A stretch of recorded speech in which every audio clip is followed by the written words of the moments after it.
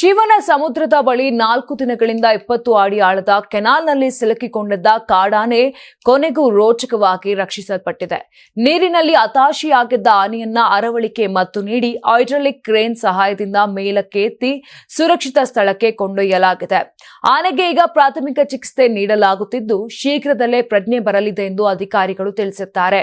ಮಂಡ್ಯ ಜಿಲ್ಲೆಯ ಮಳವಳ್ಳಿ ತಾಲೂಕಿನ ಶಿವನ ಸಮುದ್ರದ ಖಾಸಗಿ ವಿದ್ಯುತ್ ಘಟಕದ ಕಾಲುವೆಗೆ ಬಿದ್ದ ಈ ಮರಿಯಾನೆ 4 ದಿನಗಳಿಂದ ಬದುಕಿಗಾಗಿ ಹೋರಾಡುತ್ತಿತ್ತು.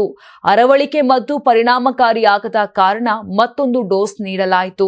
ನಂತರ ಕ್ರೇನ್ ಮೂಲಕ ನಾಲೆಗೆ ಕಂಟೈನರ್ ಇಳಿಸಿ ಪಟಾಕಿ ಸಿಡಿಸುವ ಮೂಲಕ ಆನೆಯನ್ನ ನಾಲೆಯಿಂದ ಹೊರಗೆ ಬರಲು ಪ್ರೇರೇಪಿಸಲಾಯಿತು. ಅಂತಿಮವಾಗಿ ಆನೆಯನ್ನ ಎತ್ತಿ ಸುರಕ್ಷಿತವಾಗಿ ರಕ್ಷಿಸಲಾಯಿತು.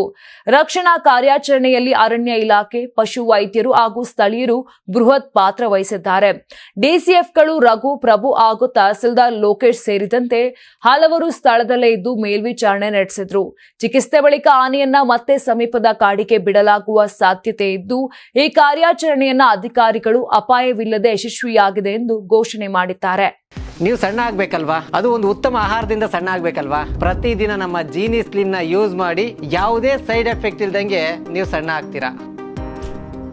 ನಿಮಗೆ ಮಾಧ್ಯಮದಲ್ಲಿ ಕೆಲಸ ಮಾಡುವ ಆಸಕ್ತಿ ಇದೆಯಾ? ಹಾಗಾದ್ರೆ ಕರ್ನಾಟಕ ಟಿವಿ ಡಿಜಿಟಲ್ ಮೀಡಿಯಾದಲ್ಲಿದೆ ನಿಮಗೆ ಒಳ್ಳೆಯ ಅವಕಾಶ. ಆಯ್ಕೆಯಾದವರಿಗೆ ಉಚಿತ ತರಬೇತಿ ಕೊಡ್ತೀವಿ. ತರಬೇತಿ ನಂತರ ಕೆಲಸ ಮಾಡುವ ಅವಕಾಶನೂ ಕೊಡ್ತೀವಿ. ಈ ಕೂಡಲೇ ನಿಮ್ಮ ಮಾಹಿತಿಯನ್ನ ಮೇಲ್ ಮಾಡಿ.